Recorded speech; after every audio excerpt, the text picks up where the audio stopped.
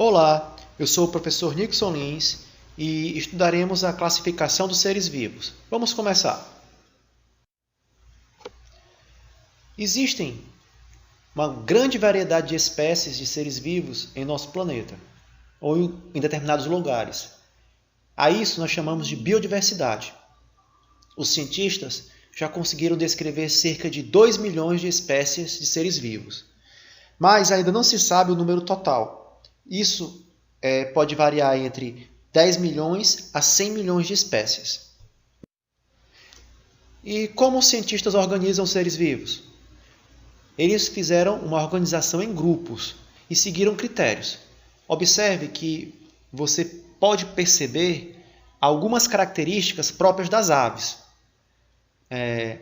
Quando eu falo a palavra ave, certamente vem à sua mente penas, bicos, asas.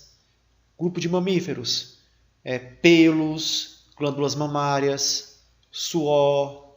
Insetos, você tem uma característica que observa uma casca por fora chamada exoesqueleto, antenas, coisas do tipo.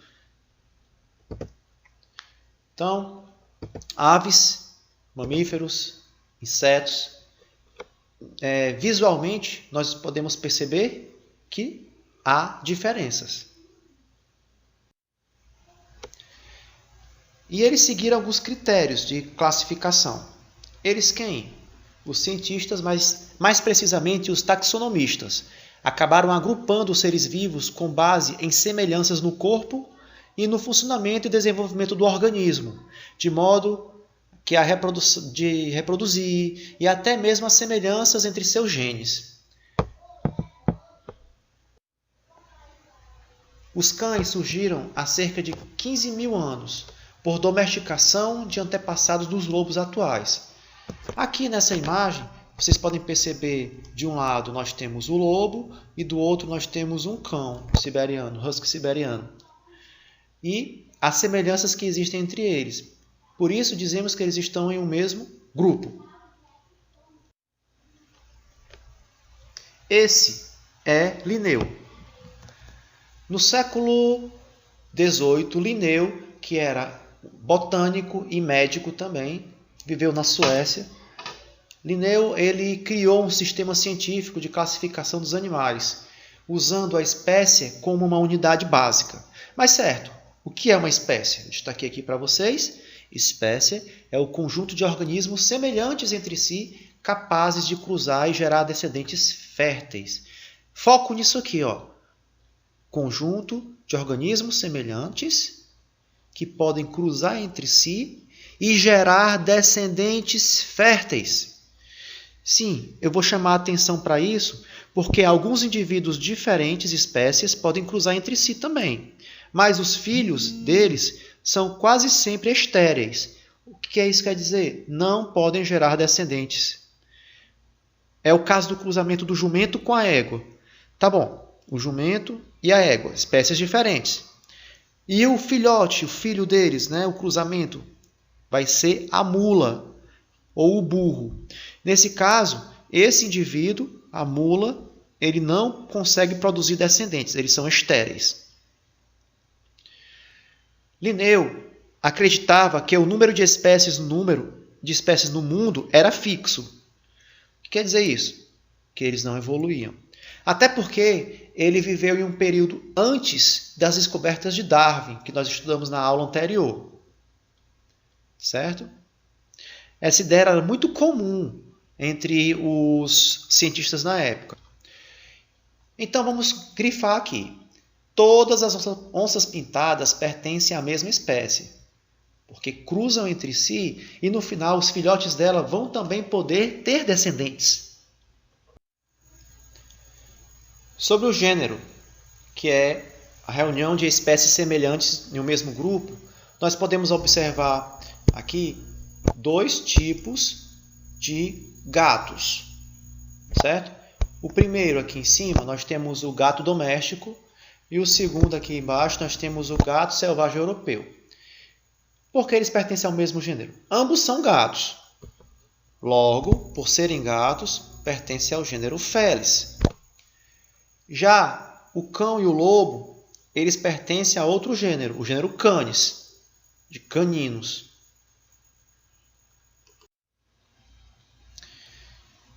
E Linneu, ele utilizava uma nomenclatura em latim para dar nome às espécies e a outros grupos. Chamamos de nomenclatura binomial. Por quê? Porque ele vai dar dois nomes, dois, nominal, nomes, que serão escritos em latim. Por exemplo, musa paradisíaca. Musa paradisíaca é a bananeira. Periplaneta americana é a barata. Felis catus é o gato doméstico. Tá? Então ele vai sempre usar essa nomenclatura binomial.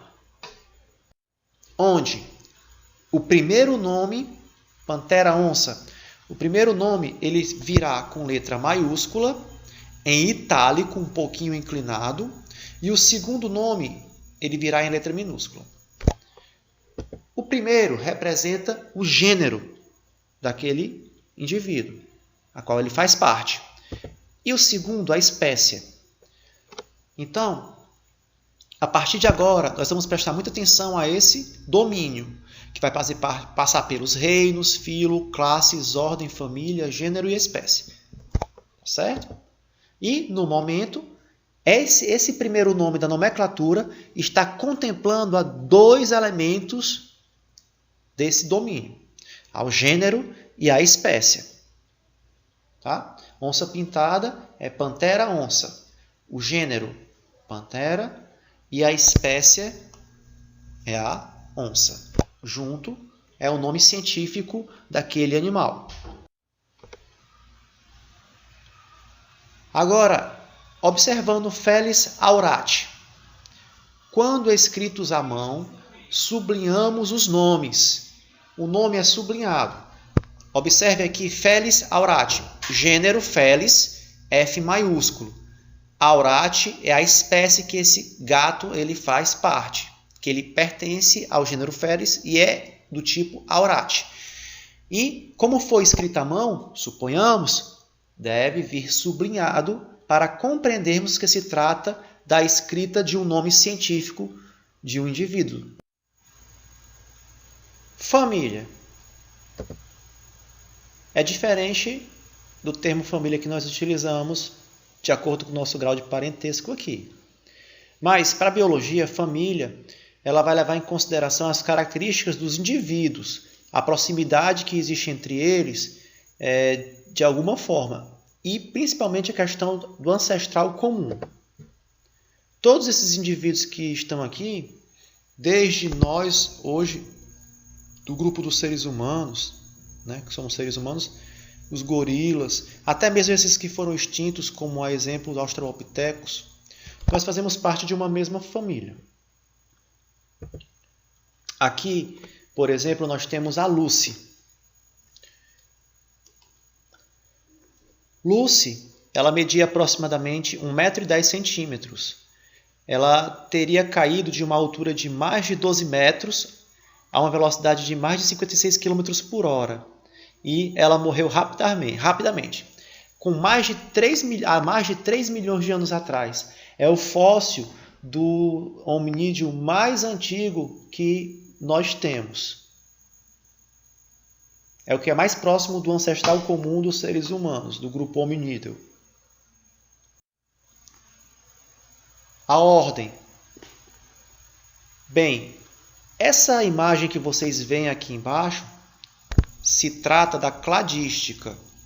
Ela mostra a espécie, o gênero dela, a família da qual ela faz parte e onde ela se conecta. Onde ela se conecta é na ordem, que é justamente o local de ancestralidade comum de todos esses seres vivos que vocês veem ali em cima. O gibão, o orangotango, gorila, chimpanzé, ser humano, lêmures, entre outros. O que é que isso quer dizer? Que nós, seres humanos, não evoluímos do macaco. E sim, nós temos o mesmo ancestral comum que todos esses macacos. Eles também vieram do mesmo antepassado comum. um mamífero do tipo primata. Essa é a ordem dele. Vamos ver agora as classes. Certo? A essas classes, elas acabam sendo as subdivisões de um grupo maior, chamado filo. E vamos observar aqui alguns exemplos. Por exemplo, nós fazemos parte do filo dos cordados, porque temos coluna vertebral. Quem faz parte desse grupo? As classes dos anfíbios, a classe das aves, dos mamíferos, inclui os seres humanos e outros tipos de mamíferos. Todos nós temos coluna vertebral. É uma subdivisão dos filos. As classes são isso. O filo, o reino dos animais, está dividido em vários filos. Por exemplo, os artrópodes são aqueles animais que têm o esqueleto externo, o exoesqueleto, pernas articuladas. Pode se dividir entre crustáceos, podem ser insetos, entre outros. Você vê aqui as baratas, aranhas, camarões, siris, lacraias, são exemplos de filo dos artrópodes, que não tem coluna vertebral. A barata, quando a gente mata uma barata, a gente observa que ela libera um líquido, ela não tem uma coluna vertebral. Né? Diferente de nós, que fazemos parte desse filo aqui, dos cordados, que significa que aqueles que têm coluna vertebral. Acho que ficou entendido isso, né? Já os reinos se dividem em grandes 5 reinos de seres vivos no planeta. Nós estudaremos detalhadamente cada um deles. Então, nós temos aqui o reino animal, por exemplo, que reúne organismos pluricelulares. O que quer dizer organismos pluricelulares? Organismos que são formados por várias células. Só o ser humano ele tem por volta de 63 trilhões de células, um ser humano adulto. E também podemos ter um outro exemplo aqui de um reino vegetal, que são os organismos pluricelulares também, nesse caso que fazem a fotossíntese. Certo? Vamos falar mais sobre os reinos. Antes disso, um truque para decorar a classificação biológica seria: rato frito com orégano, fica gostoso experimentar. Rato frito com orégano, fica gostoso experimentar. Então, cada letrinha dessa representa a primeira letra, o domínio. Rato, de reino, R. Frito, F, de filo. C de classe, O de ordem, F de família, G de gênero e E de espécie. Uma dica para memorização. Bom, falaremos um pouquinho sobre cada um desses reinos de seres vivos, já que em capítulos posteriores vamos nos aprofundar detalhadamente em cada um deles. O primeiro seria o reino Monera. Ouso dizer que o reino Monera é o reino que encontra-se os indivíduos que são mais bem-sucedidos desde a origem da vida do planeta. Por quê? Porque eles ainda estão aqui espalhados em todos os lugares. Esse reino Monera é formado por um grupo composto de organismos unicelulares e procariontes.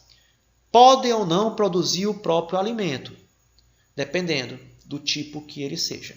Pertencem a esses reinos as bactérias, por exemplo. Na parte de baixo aqui, você encontra vários tipos de bactérias. Bactérias do tipo bacilos, bastões, tipo cocos, ok? Aqui em cima, você está vendo cianobactérias. Bactérias que são encontradas na água do mar. Os reinos dos seres vivos também podem ser divididos, além de moneras, em protistas, ou seja, protozoários. Grupo muito variado, com organismos eucariontes que podem ser unicelulares ou pluricelulares. Já são organismos mais complexos, um pouco que as bactérias. Alguns são capazes de produzir o próprio alimento e outros não. As algas unicelulares, elas podem produzir o próprio alimento.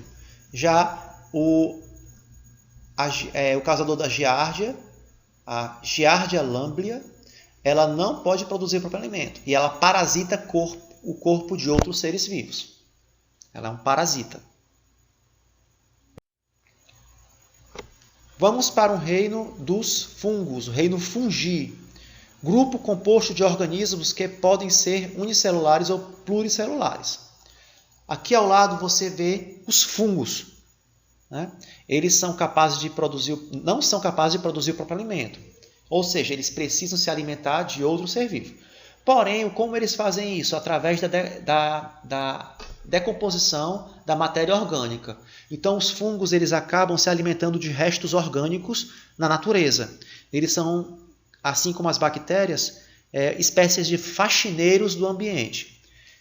Existem outros fungos chamados fungos orelha de pau, que eles ficam em árvores. Quando elas estão apodrecendo, eles aparecem e acabam decompondo a matéria orgânica ali daquela árvore caída no meio da mata. Também temos o grupo Animalia, que é da qual nós fazemos parte. Grupo composto de organismos pluricelulares e eucariontes, ou seja, nós somos muito complexos, né, e diversificados até. Organismos consumidores. Todos esses seres vivos que você vê aqui na figura ao lado, alguns estranhos, né?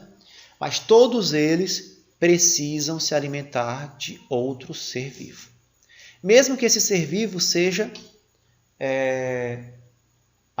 vegetais, que sejam restos orgânicos, ou que sejam outro ser vivo através da predação, de caça. Todos eles são animais. E, finalmente, o reino Plantae, o grupo de organismos pluricelulares e unicelulares. Como você vê aqui ao lado, eles são organismos muito interessantes. Muitos deles servem de base, na verdade, eles servem de base para a cadeia alimentar. Certo? Todos esses aqui servem de base para a cadeia alimentar. Ou seja, por produzir o próprio alimento, eles servem de alimento para outros seres vivos. Eles fazem isso através da fotossíntese, essa produção.